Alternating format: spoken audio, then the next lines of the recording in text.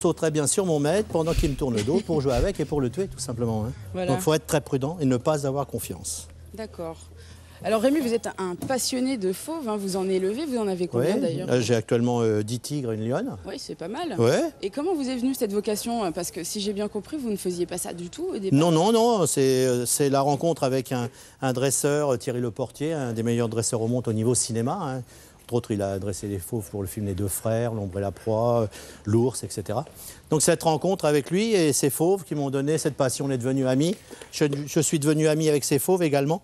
Et puis, voilà, donc j'ai dit un jour, j'aurai des fauves chez moi également. Et puis, voilà, depuis 18 ans, j'ai des fauves dans des grands parcs chez moi. D'accord. Et donc, quand vous avez des spectateurs qui viennent voir Simbad, qu'est-ce que vous leur montrez à propos de Simbad? Alors, c'est une animation pédagogique à chaque fois. Hein, c'est-à-dire que c'est un dialogue entre les spectateurs et moi. Donc j'explique aux gens comment vivent les tigres en liberté, en captivité, comment ils se reproduisent, enfin tout sur les tigres, comment on les élève, comment on les éduque pour faire un numéro de cirque, pour faire de la pub, du cinéma. Donc ça plaît beaucoup, ça passionne énormément les gens.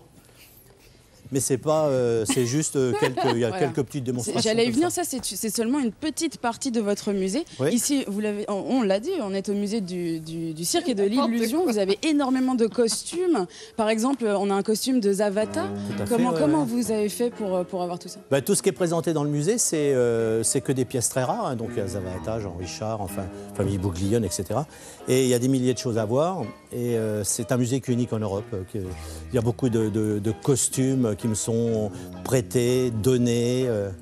À voir tous les jours, donc excusez-moi, je vous coupe. On peut voir Simbad tous les jours, à quelle heure?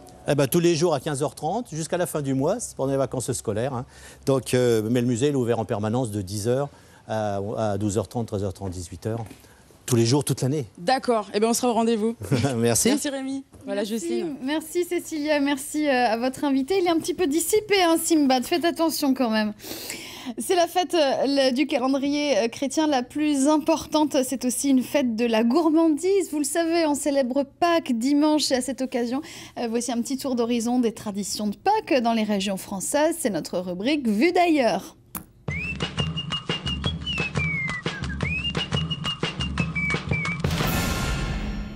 Hier, on s'est intéressé à la fabrication de chocolat. Étape suivante, la traditionnelle chasse aux œufs dans des lieux parfois insolites. Le zoo de Peaugres, tiens d'ailleurs, on y revient aux animaux, c'est dans la Drôme, organise chaque année une de ces chasses aux œufs avec des enfants. Reportage sur place, Julien Sauvadon et Stéphane Yvon.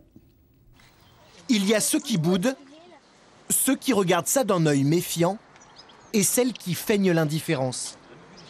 Non, vraiment, dans ce zoo, c'est à n'y rien comprendre.